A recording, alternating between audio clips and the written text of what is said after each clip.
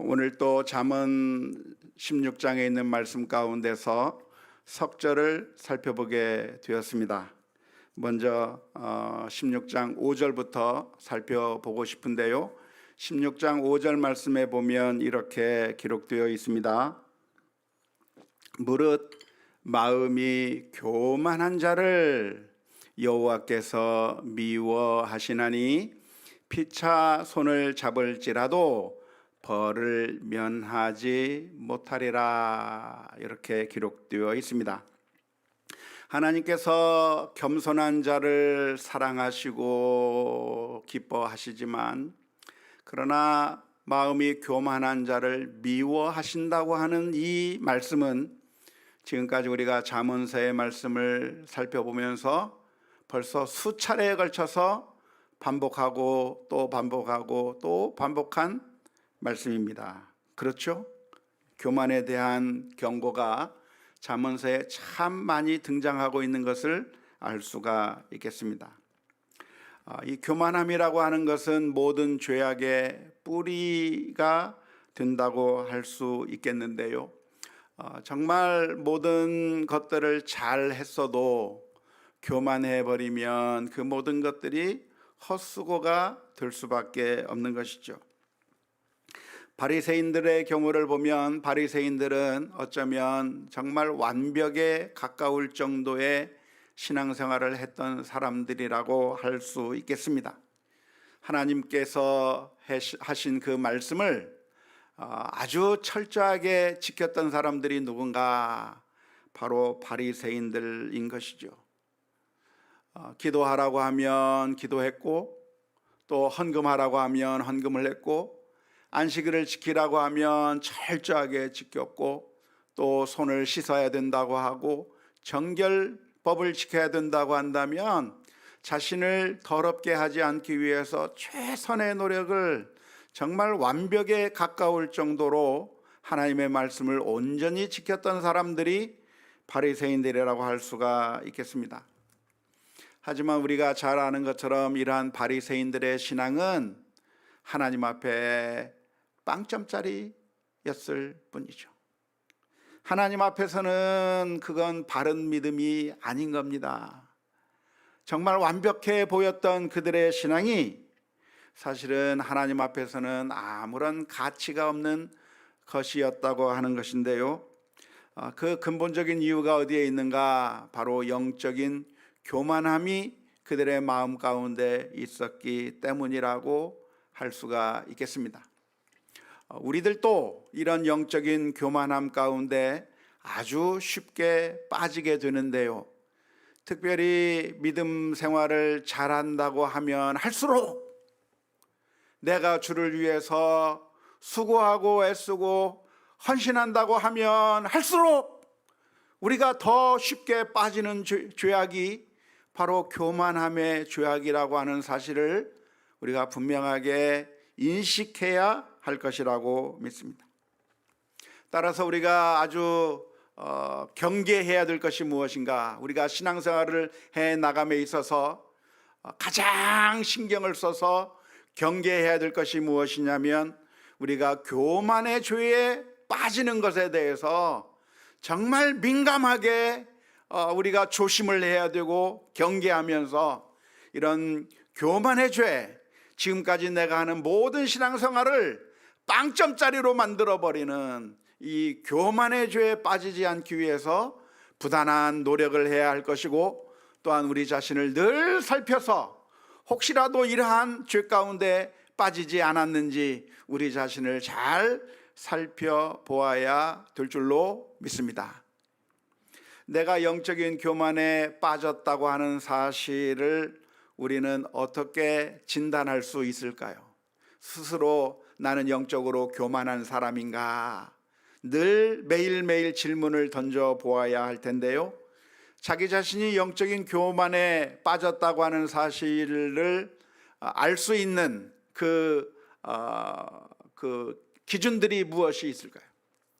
우리가 코로나에 걸렸다든지 감기에 걸렸다든지 하게 되면 무엇을 보고 우리가 코로나에 걸렸다, 감기에 걸렸다 이런 걸 알게 되죠?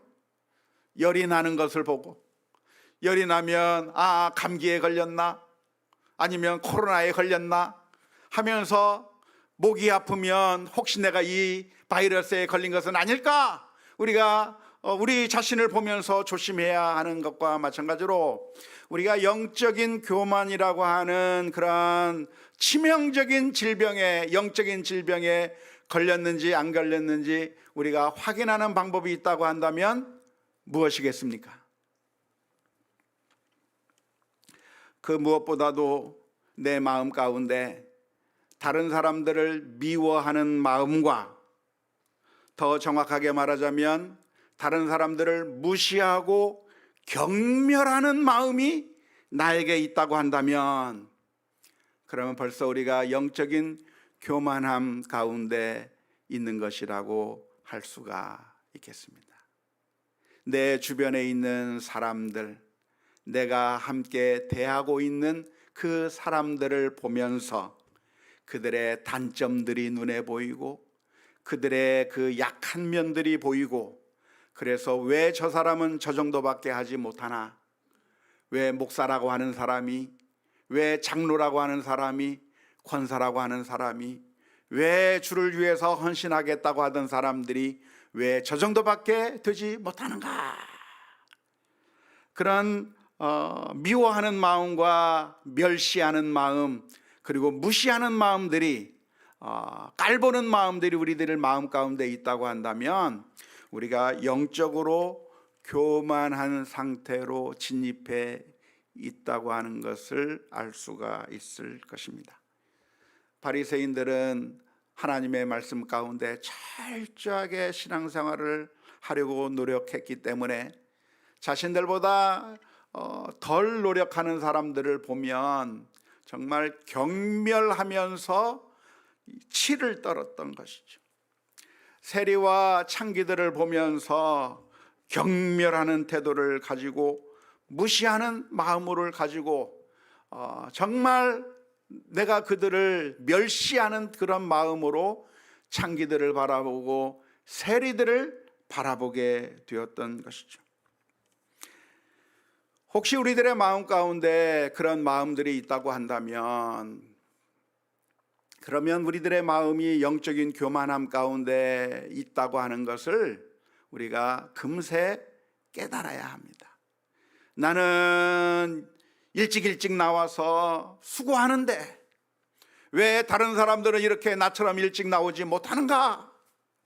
나는 최선을 다해서 이렇게 헌신하고 노력하는데 왜 다른 사람은 이만큼 하지 못하는가? 자꾸 내가 하는 것과 다른 사람이 하는 것을 비교하면서 그 사람들에 대한 경멸의 마음, 무시하는 마음들이 있다고 한다면 그것은 우리가 이미 영적인 교만의 위험 신호를 가지고 있다고 하는 것을 기억해야 할 것입니다. 우리는 이웃을 볼 때 항상 장점을 봐야 됩니다. 나보다 더 나은 것을 바라봐야 되는 것이죠. 우리 옆에 있는 사람 한번 쳐다봅시다. 한번 쳐다보시오. 나보다 멋있어 보입니까? 나아 보입니까? 네? 감사합니다.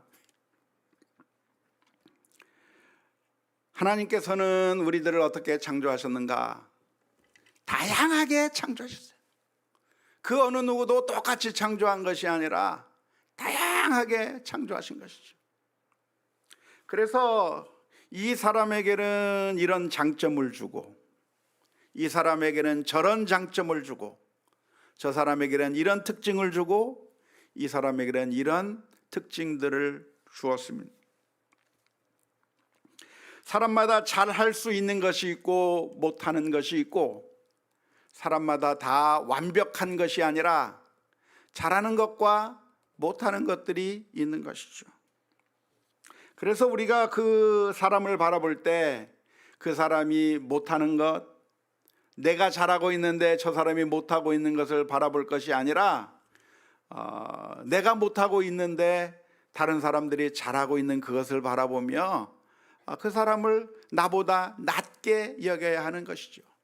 빌립보서 2장의 말씀에 기록하고 있는 것처럼 각각 서로를 돌아보면서 나보다 남을 더 낮게 여기고, 정말 저 사람이 나보다 훨씬 더 뛰어나다, 저 사람이 나보다 훨씬 더 좋은 면을 가지고 있다, 그 장점들을 바라보아야 하는 것이죠. 왜냐하면 하나님께서 각 사람을 다르게 만들어 주셨기 때문에 그렇습니다.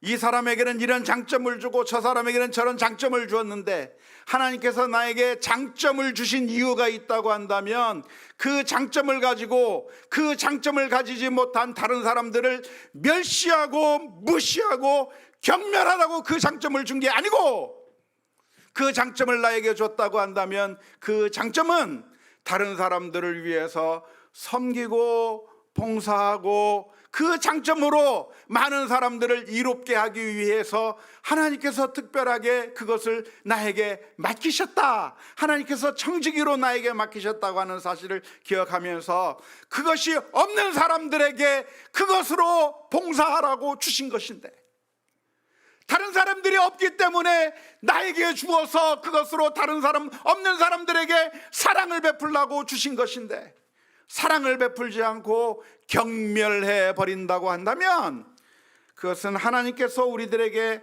장점을 주신 그 이유와 목적에 배신하는 행위라고 할 수가 있겠습니다.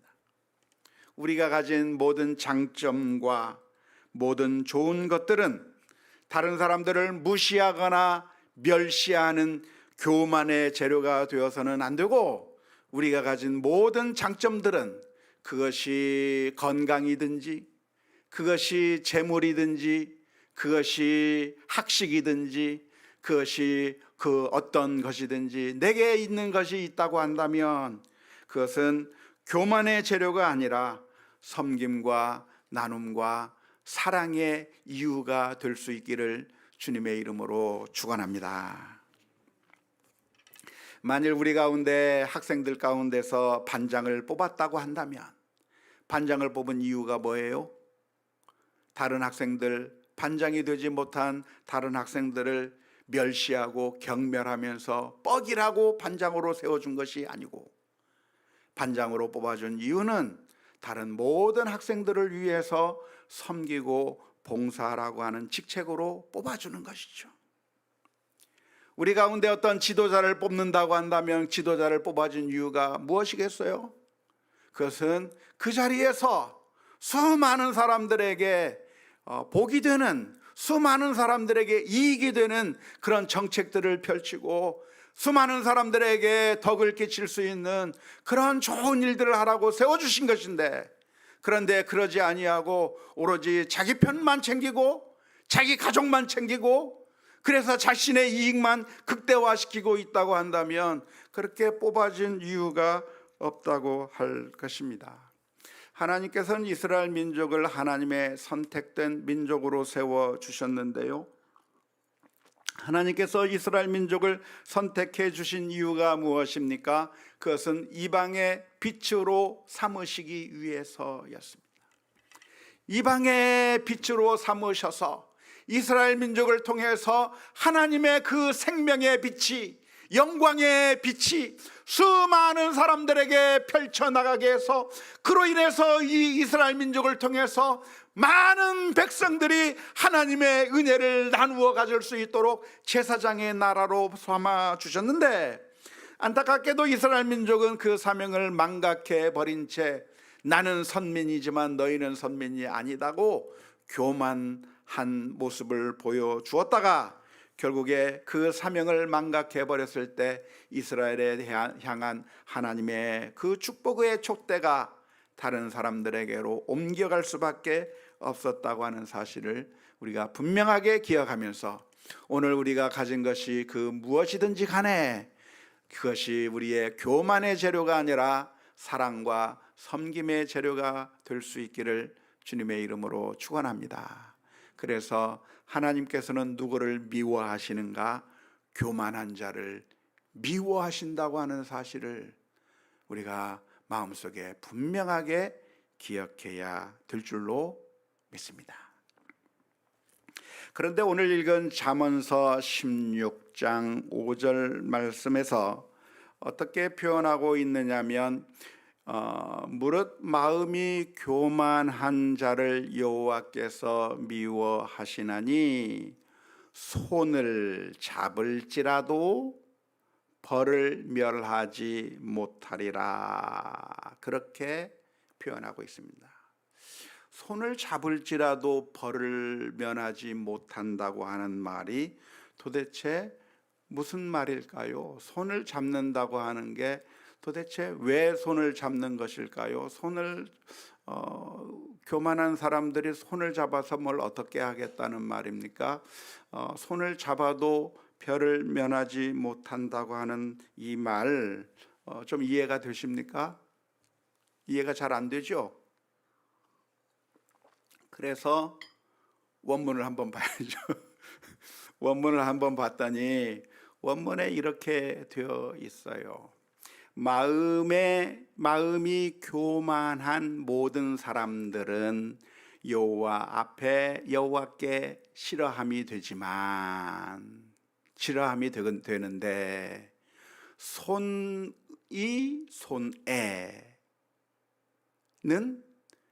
그냥 풀려나는 것이 아니다 라고 원문에 그렇게 되어 있어요. 그러니까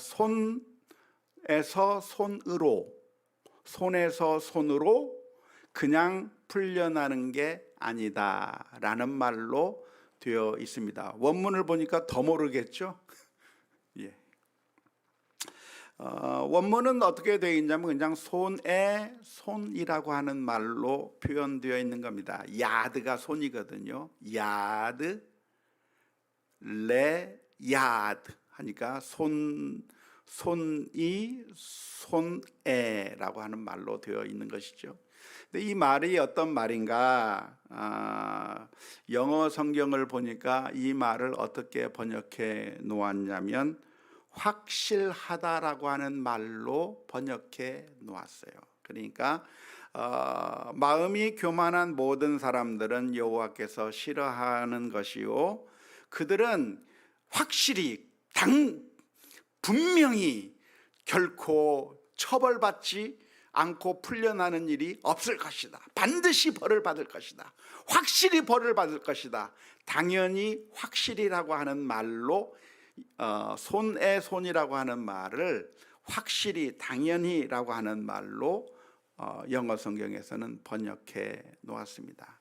학자들이 어떻게 해석했는가 가만히 살펴보니까 학자들도 어떻게 해석해야 될지 몰라가지고 의견의 통일이 없어요. 그러니까 이 히브리어 성경에 이렇게 간단하게 표현된 이 표현을 우리 현대말로 번역하기에 쉽지 않은 번역이라고 하는 것을 알 수가 있습니다.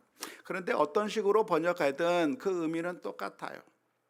손을 잡아도 벌을 면하지 못할 것이다 라고 한국말 번역에서 번역하는 것처럼 번역을 한다고 해도 똑같고, 그런 사람들은 확실히 벌을 면하지 못할 것이다 라고 번역을 해도 괜찮고, 아무튼 어떤 식으로 번역을 하든 이렇게 된다는 겁니다. 확실히 벌을 받을 것이다. 교만한 사람은 어떻게 되는가? 자기들끼리 손을 잡아도 벌을 당할 것이지만 그게 손 잡는다는 의미가 아니더라도 하나님 앞에 교만한 사람들은 하나님께서 싫어하시는 것인데 반드시 벌을 받을 것이다 라고 하는 그런 의미로 이해하셔도 좋겠습니다. 그러니까 교만한 자는 하나님의 심판을 받는다 그 말이거든요. 그러니까 교만해야 될까요? 교만하지 말아야 될까요? 예, 결론은 겸손해야 되겠다라고 하는 것을 기억하시면 되겠습니다. 16장 6절 말씀을 한번 살펴보도록 하겠습니다. 인자와 진리로 인하여 죄악이 속하게 되고 여호와를 경외함으로 말미암아 악에서 떠나게 되느니라. 인자와 진리로 인하여 죄악이 속하게 된다라고 하는 말인데요. 도대체 이 말의 의미가 무슨 말인지 좀 이해가 되십니까? 좀 이해가 잘 안 되죠? 인자와 진리로 인하여 죄악이 속하게 된다고 하는 말이 무슨 말일까요? 도대체 인자와 진리로 죄악이 속하게 된다, 무슨 뜻일까? 가만히 보니까 이걸 히브리어로 한번 가만히 보면 이렇게 되어 있어요. 우리 한국말로는 인자와 진리로라고 번역이 되어 있는데, 사실 이 인자와 진리로 번역한 이 히브리어 단어는 어떤 단어냐면 헤세드라고 하는 은혜라고 하는 말이고,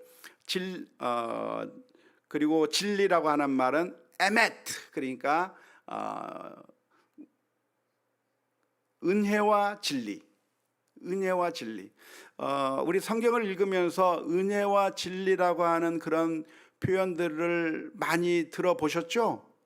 은혜와 진리가 충만하더라, 은혜와 진리가 넘치더라, 뭐 아무튼 등등 그런 은혜와 진리라고 하는 표현들이 많이 나오기 때문에 교회 이름도 은혜와 진리 교회라고 짓잖아요. 그게 은혜와 진리라고 하는 말인데, 그 은혜와 진리라고 하는 말을 오늘 잠언서에서는 인자와 진리라고 번역을 해놨어요. 그런데 아무튼 그 인자라고 앞에 있는 것은 kindness, 그러니까 친절을 베푸는 것, 사랑을 베푸는 것, 선을 베푸는 것을 가리켜서 헤세드라고 말할 수가 있겠고, 진리라고 하는 것은 그냥 진리, 신실함, 진리로 번역을 할 수가 있겠는데요.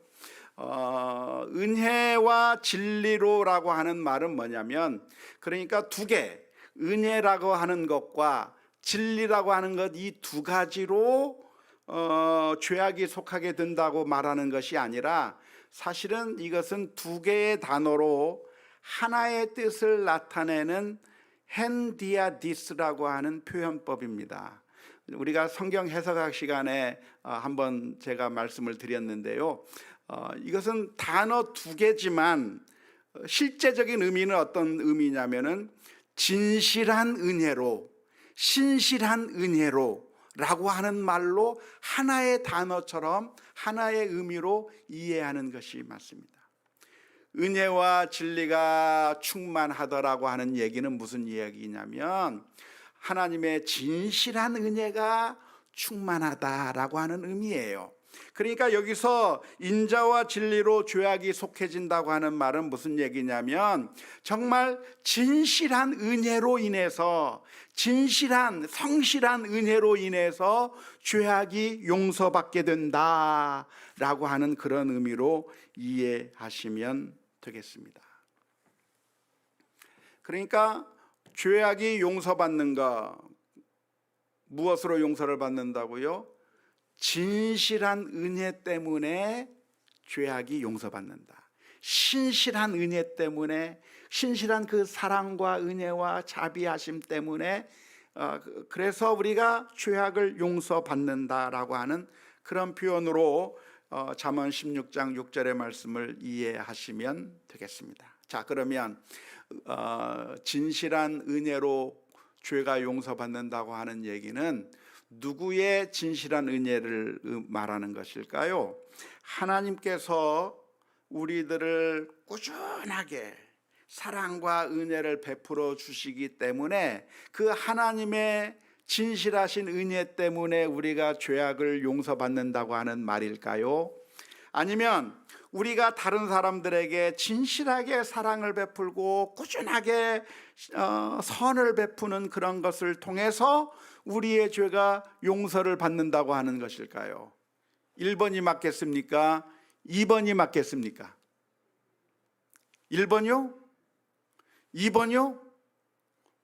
에라 모르겠다? 두 개 다 가능해요. 우리가 이 말씀을 보면서 여기에 이미 여기에 그 수식어가 나와 있지 않기 때문에, 하나님의 인자와 진리로 너희가 죄 용서함을 받을 것이다라고 하나님의라고 하는 말이 없잖아요. 우리의 인자와 진리로 인해서 우리가 속죄함을 받을 거라고 하는 우리의라고 하는 말도 없잖아요. 누구의 인자와 진리인지에 대해서 표현이 없고 그냥 인자와 진리로 나와 있기 때문에 이것이 하나님의 인자하심인지 우리가 다른 사람들에게 베푸는 인자함인지 잘 모르는 것이고, 해석은 둘 다 가능할 수가 있을 것입니다. 성경 전체의 가르침에 의하면 우리가 구원받고 우리의 죄가 용서받는 것은 하나님의 은혜 때문에 구원을 받는 것이니까, 여기서는 하나님의 은혜 때문에 우리의 죄가 용서받는다라고 하는 말로 이해해도 되겠지만, 또 하나의 방법은 그게 아니라 잠언서의 그 주제라고 하라 할까요? 잠언서에서 자주 등장하는 게 뭐죠? 우리가 어떻게 행하느냐에 대한 교훈을 잠언서에서 계속해서 가르쳐주고 있는 것이니까, 그 잠언서의 교훈에 비추어서 생각해 본다면 우리가 다른 사람들에게 정말 진실한 사랑을 베풀고 꾸준한 사랑을 베풀고 인자를 베풀고 은혜를 베푸는 그런 행동들을 통해서 우리가 죄 용서함을 받게 될 것이다 라고 하는 말로 이해해도 맞다고 말할 수가 있겠습니다.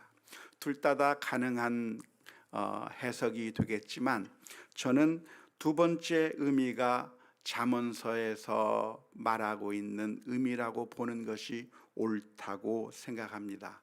왜냐하면 잠언서의 교훈은 우리가 어떻게 행해야 되는가에 대한 가르침이 주로 나와 있기 때문에 그렇습니다. 다시 말하자면 우리가 어떻게 죄 용서함을 받는가? 우리가 다른 사람들에게 은혜를 베푸는 것을 통해서 죄 용서함을 받을 수 있다라고 표현하고 있는 것이죠. 우리가 다른 사람들한테 진실하게 선을 행하고, 우리가 꾸준하게 은혜를 베풀고, 우리가 꾸준하게 하나님의 사랑을 다른 사람들한테 보여주는 그 사랑의 행위들을 우리가 해 나갈 때 우리의 죄악이 용서를 받게 된다고 하는 그런 의미로 이해하는 것이 맞을 거라고 봅니다. 90% 이상의 가능성이 있다고 봅니다. 사실 성경에서는 우리가 어떻게 행동해야 하는가에 대한 가르침이 분명한데요, 우리는 이웃들에게 은혜와 사랑과 이러한 것들을 보여주어야 하는 것이죠. 그래야 하나님께서 우리를 용서해 주시는 것이죠. 그 성경의 그 생소한 개념이 아니라 성경 전체를 통해서 일관적으로 말해주고 있는 그런 의미의 말씀입니다. 예를 들어서 이사야서 1장 11절에서부터 17절의 말씀에 보면 이런 말씀이 기록되어 있습니다. 여호와께서 말씀하시되 너희의 무수한 재물이 내게 무엇이 유익하뇨? 나는 순양의 번제와 살진 짐승의 기름에 배불렀고 나는 수송아지나 어린 양이나 순염소의 피를 기뻐하지 아니하노라. 너희가 내 앞에 보이러 오니 이것을 누가 너희에게 요구하였느냐? 내 마당만 밟을 뿐이니라. 헛된 재물을 다시 가져오지 말라. 분향은 내가 가증히 여기는 바요. 월삭과 안식일과 태유로 모이는 것도 그러하니 성회와 아울러 악을 행하는 것을 내가 견디지 못하겠노라. 내 마음이 너희의 월삭과 정한 절기를 싫어하나니 그것이 내게 무거운 짐이라 내가 지기에 곤비하였느니라. 너희가 손을 펼 때에 내가 내 눈을 너희에게서 가리고 너희가 많이 기도할지라도 내가 듣지 아니하리니 이는 너희의 손에 피가 가득함이라. 너희는 스스로 씻으며 스스로 깨끗하게 하여 내 목전에서 너희 악한 행실을 버리며 행악을 그치고 선행을 배우며 정의를 구하며 학대받는 자를 도와주며 고아를 위하여 신원하며 과부를 위하여 변호하라 하셨느니라. 하나님의 말씀이 뭐예요? 이사야서를 통해서 들려주시는 하나님의 말씀. 너희가 번제물을 가져오는데 번제물로 너희의 죄를 용서해 줄 수가 없다는 거예요. 그 번제물이 너희의 죄를 없애줄 수 없고 내가 그것을 싫어한다는 말이에요. 왜? 우리가 계속해서 악을 행하고 있는 겁니다.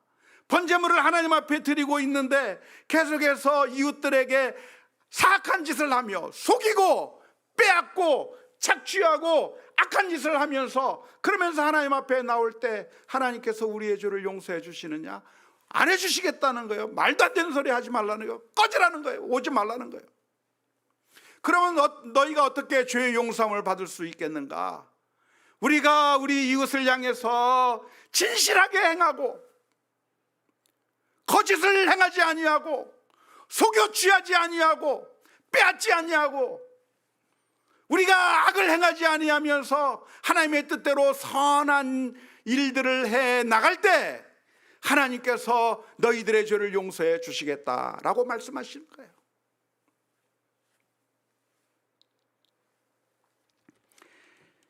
예수님께서는 주기도문을 가르쳐 주시면서 마태복음 6장 12절의 말씀에 이렇게 말씀해 주셨습니다. 우리가 우리에게 죄 지은 자를 사하여 준 것 같이 우리 죄를 사하여 주옵시고. 우리가 용서해 주지 않으면서 다른 사람들에게 정말 미워하는 마음을 내가 마음속에 가지고 있으면서 하나님 앞에 죄 용서함을 해달라고 말할 수가 없다고 하는 그런 의미인 것이죠. 그러니까 잠언서 16장 6절에서 인자와 진리로 그것으로 인해서 우리의 죄악이 속해진다고 하는 얘기는 우리가 정말 진실한 은혜를 사람들에게 베품으로 말미암아 정말 자비롭게 선하게 사람들에게 대함으로 말미암아 그런 행위들이 따라줄 때 비로소 우리의 죄악이 하나님 앞에서 용서를 받게 된다고 하는 그런 의미로 이해해야 할 것입니다. 잠언 16장 6절 하반절에서는 뭐라고 말하고 있죠? 다시 한번 봅니다. 인자와 진리로 인하여 죄악이 속하게 되고 여호와를 경외함으로 말미암아 악에서 떠나게 되느니라. 여호와를 경외하는 것이 무엇입니까? 그게 바로 하나님의 뜻대로 행하는 것이고 사람들에게 은혜를 베풀어 주는 것이죠. 이 두 가지가 같은 겁니다. 앞에 부분과 뒤에 부분이 똑같은 것이죠. 그래서 우리가 정말 사랑을 베풀며 진실하게 은혜롭게 사람들에게 행할 때 그때 하나님께서 우리를 용서해 주신다고 하는 사실, 그게 바로 우리가 하나님을 섬기는 것이 교회당에 와서 앉아 있는 것만이 하나님을 섬기는 것이 아니라 사실은 하나님과의 관계는 무엇으로 나타나는가? 이웃과의 관계로 나타난다고 하는 게 잠언 16장 6절에서 말씀해 주고 있는 말씀입니다. 마지막으로 16장 7절 말씀 가운데서 이렇게 표현합니다. 사람의 행위가 여호와를 기쁘게 하면 그 사람의 원수라도 그와 더불어 화목하게 하시느니라. 우리가 악한 일을 하게 되면 하나님께서 기뻐하지 않겠죠. 우리가 악한 일을 하면 하나님께서 기뻐하지 않으실 뿐만 아니라 결국 우리의 삶은 힘들고 어려운 일들을 당하게 될 것입니다. 하지만 우리가 하나님께서 기뻐하실 만한 일들을 하게 된다면 어떻게 될 것인가? 형통하게 될 것이다. 하나님께서 기뻐하시는 일을 하는 자는 형통할 것이다 말하고 있는데요, 형통함에 있어서 제일 힘든 게 뭐가 있죠? 원수들이 제일 힘들죠. 원수들은 내가 무슨 선한 말을 해도 고지도 그대로 안 듣고 결국 선의를 악으로 갚는 그런 원수들은 정말 우리가 형통해지는 데 있어서 가장 큰 장애물이라고 할 수가 있을 겁니다. 하지만 16장 7절에서 들려주시는 말씀이 무엇이냐면 하나님께서 기뻐하실 만한 일을 우리가 한다고 하면 모든 것이 형통할 텐데 심지어 원수들과 더불어서 화목하게 되는 일들까지 발생하게 될 것이다 라고 말씀해 주는 것이죠. 그러므로 믿음으로 사는 것이, 하나님께서 기뻐하시는 일들을 하며 사는 것이, 그게 우리들에게 복이 되는 줄 믿으시기를 바랍니다. 대표적인 예 하나만 든다고 한다면 누구를 우리가 떠올릴 수 있을까요? 이삭을 떠올릴 수가 있는 것이죠. 이삭이라고 하는 사람은 그랄 지방에 가서 거하면서 거기서 우물을 팠습니다. 우물을 팠는데 그 지방 사람들이 와가지고 그 우물을 뺏어가 버렸어요. 이거 우리 땅이야, 나가. 그래서 이삭은 하는 수 없이 그 우물을 포기하고 다른 쪽으로 이주해서 옮겨야만 했습니다. 당시 양들을 목축하기 위해서는 우물이 반드시 필요했는데 우물을 빼앗겨 버렸으니 얼마나 참 억울합니까? 그런데 이삭은 다시 거기서 우물을 또 파게 된 거죠. 그랬더니 또 물이 또 솟아오른 겁니다. 그랬더니 또 그랄 사람들이 다시 와가지고 또 뺏어가요. 또 하나 팠더니 또 뺏어가요. 가는 곳곳마다 이 그랄 사람들이 와서 이삭을 괴롭히는 그런 모습을 보면서 얼마나 고통스러웠겠습니까? 그런데 이삭이 또 조용히 물러나면서 싸우지 않고 선을 행하며 하나님께서 기뻐하실 만한 일들을 하면서 또 물러나서 또 우물을 팠는데 또 거기서 물이 솟아오르는 거예요. 그런데 그 모습을 본 그랄 사람들이 다시 찾아와서 너와 우리 사이에 평화 조약을 맺자라고 얘기하는 거예요. 자기들이 쫓아내버린 그 이삭을 향해서 하나님께서 너와 함께하는 것을 우리가 보았고, 그러니 우리가 너희와 화목하자, 우리가 평화를 누리자, 평화 조약을 맺자 하면서 조약을 맺고 그들과 화목하게 되는 놀라운 역사가 일어나게 된 것을 우리가 창세기의 26장의 말씀 가운데서 보게 되는 것이죠. 사랑하는 성도 여러분, 우리가 다른 사람들과의 관계 가운데서 우리가 해결할 것이 아니라 하나님께서 해결해 주심을 바라고 하나님께서 기뻐하실 일들만을 하는 가운데 우리들의 삶 가운데서 하나님께서 형통하게 해주시되 심지어 원수들마저도 화목하게 하시는 그런 놀라운 결과가 정말 하나님의 말씀이 진리의 말씀이라고 하는 사실을 발견할 수 있는 우리 모두가 다 될 수 있기를 주님의 이름으로 축원합니다. 우리는 너무나도 연약하죠. 이 말씀대로 살기가 어렵습니다.